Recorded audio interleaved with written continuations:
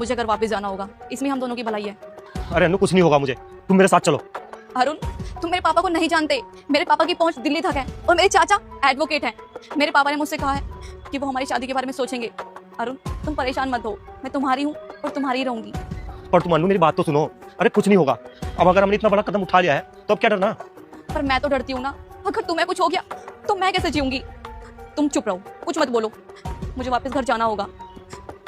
मैं यहाँ से अकेले जाऊंगी। तुम एक काम करो, तुम इस साइड से जाओ, मैं इस साइड से जाऊंगी। पर अनु मेरी बात तो सुनो। कुछ नहीं, अब मैं तुम्हें घर पे जाके कॉल करूंगी, ठीक है? Bye bye bye bye bye.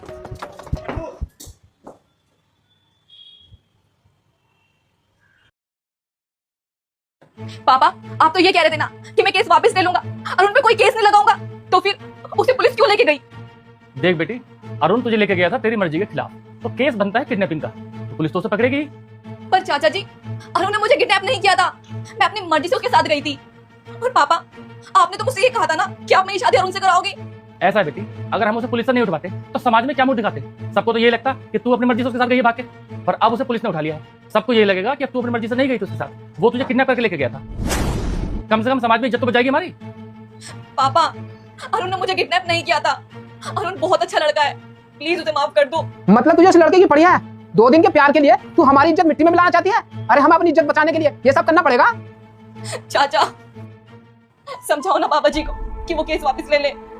पर बेटा अब कुछ नहीं हो सकता, अब तो अरुण लंबा जाएगा, उसे होगी उम्र कैद और हाँ फांसी भी हो सकती है।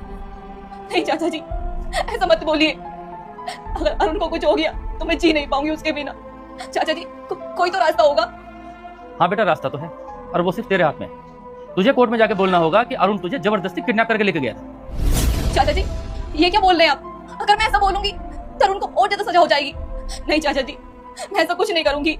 तो ठीक है मत कर, लेकिन मैं उसे कड़ी से कड़ी सजा दिला कर रहूंगा। अगर तूने हमारे हक में बयान नहीं दिया ना तो मैं उस अरुण के माथे में गोली मारूंगा और खुद जहर खा के मर जाऊंगा। अब देख ले तुझे क्या करना।